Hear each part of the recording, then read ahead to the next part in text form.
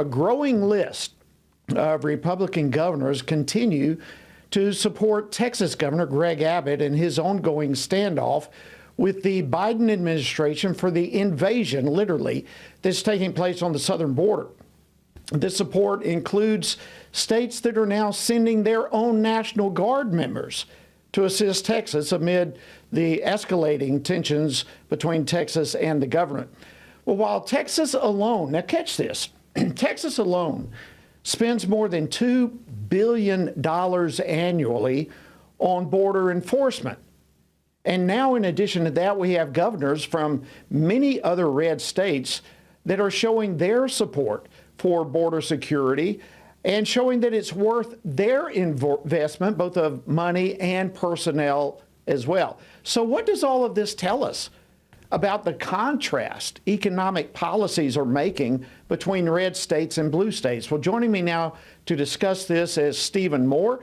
He's a distinguished fellow in economics at the Heritage Foundation and the senior economist at FreedomWorks, certainly not a stranger to any of us. Stephen, welcome back to Washington Watch. Always great to see you. Pleasure to be with you. Thanks so much. Well, listen, let's just jump into this with Texas. I mean, here Texas has, they have taken on a significant financial burden, quite frankly, to do the work that the Biden administration refuses to do at the southern border. But now, in addition to that, we've got many red state governors that are chipping in as well with manpower and financial resources. But blue states, on the other hand, they've got their hands out. Here they are claiming themselves to be sanctuary cities, but now they're crying for a bailout and financial help. So just real quickly, what does all this tell us about red states, how they're handling and doing as far as the economy versus blue states? Well, first, let's start with the big picture. I would argue that, look, immigration policy is a federal policy. It's in the Constitution. And this is what I would argue. I think you might agree with me that it is the most important duty of our president to keep our border secure, for goodness sakes. I mean, he is the commander in chief, and we do have an invasion right now. And I'm very pro-immigration. I think immigration is great for our country, but you have to have a legal system. You can't have terrorists and criminals and people who are drug runners coming to our country. You don't even know who they are.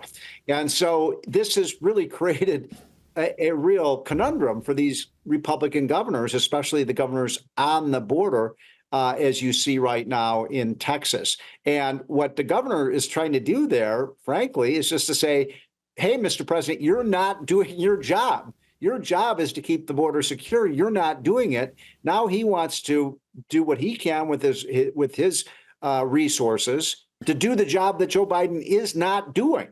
And by the way, Joe Biden is making no efforts to take on the fact that we have hundreds of thousands of these illegal immigrants coming in. And if I sound frustrated and angry, I am. And people in Texas are angry, and people in Arizona are angry. People in California are angry that we have a president who is not doing his biggest responsibility as president. Yeah, it's there are people all across this country who are angry. You're exactly right, and it's simply because, as you say, the president is not doing his job. How can you not defend our border and allow millions of people into this country that we have no idea who they are? Yesterday on this program, Oklahoma Governor Kevin Stitt was on the program, and he talked about limited government, which of course is by and large what Republicans want, as opposed to Democrats who want a bigger government, supposedly to help people. But just from your perspective, what's really more beneficial for the people between these two approaches? Yeah. Well, I think this leads, I should answer your first question first because it answers your second question. What's happening in America today is you've got red states with low taxes, less regulation, right to work states that are doing extraordinarily well. They're actually booming. Texas, Florida, Tennessee, Utah, Idaho, so many of these states, South Carolina, the southern states are doing amazing. Did you know, by the way, the South now is the #1 leading region in the economy? It used to be the Northeast for 100 years, but the Northeast is losing its people, its businesses, its capital, and they're going to states like Florida and Texas and Arizona and so on, because the taxes are lower. There's a more pro-business atmosphere. They follow free market policies. That's what American businesses want. That's what workers want. And so then the question becomes, why don't we do on the national level what works in the states? Why don't we cut our taxes, reduce our regulations? Why don't we get our budget under control? For God's sakes, we're running a $1.5 trillion debt. Which is why, when you were talking earlier about that absurd statement by Joe Biden that the reason we have this inflation is because of businesses. No, it isn't. It's because we got a president who's spending and printing and borrowing $1.5 trillion a year. It's as obvious it is that the sun is going to rise in the east and set in the west. When you have that kind of out of control spending, yes, you know what? You're going to get inflation. Yeah, I'm really glad you brought that up. Clearly, the Biden administration is failing on the southern border in every way that you can look at. And of course, that has become the number one issue in this election cycle. But right after that, we see what you just mentioned. Can I interrupt your sure. question? Why then? I mean, I agree with you. And it is so important for the future of our country that Donald J. Trump become the next president of the United States and get this incompetent out of the White House. Why are Republicans, as we speak in the Senate, trying to make a deal on immigration when you've got a president who's made it clear he doesn't want to do anything to control the immigration system? I mean, I'm angry about that, too. There's a reason that they call Republicans the stupid party. They should basically say, we have passed a bill in the House, H.R. 2, that will deal with the immigration crisis. Sign that bill, Mr. President. Get Chucky Schumer in the Senate to get that bill through. I'm here to tell you, the Democrats have no intention whatsoever of controlling the border. So why negotiate with them?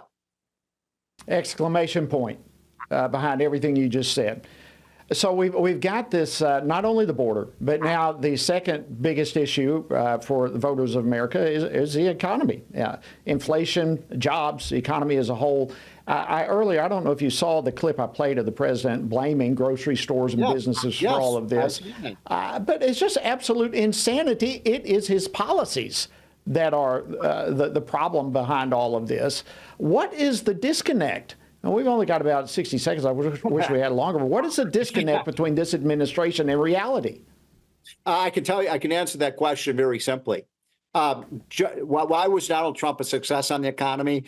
In a lot of ways, it's because he was a businessman. He knew how things work in this country, how to employ people, how to meet a payroll. Do you think Joe Biden has ever done that in his whole life? I mean, come on, the guy's been in politics for 40 years of his life. He's never met a payroll. He's never run a business. And for him to then wag his finger at these businesses, it really is insulting, frankly. Why don't you get out there? That's the way all these Democrats are. They keep saying, oh, the profits are too high. Why don't you go out there and show you can make a profit? It ain't so easy to do it. These are businesses that are providing jobs, providing growth for our economy, putting food on our table. I'm sick of him criticizing American businesses. We all are. We all are. And Stephen Moore, it is always an honor to see you and speak with you. Thank you so much for joining us on Washington Watch. We appreciate it so much.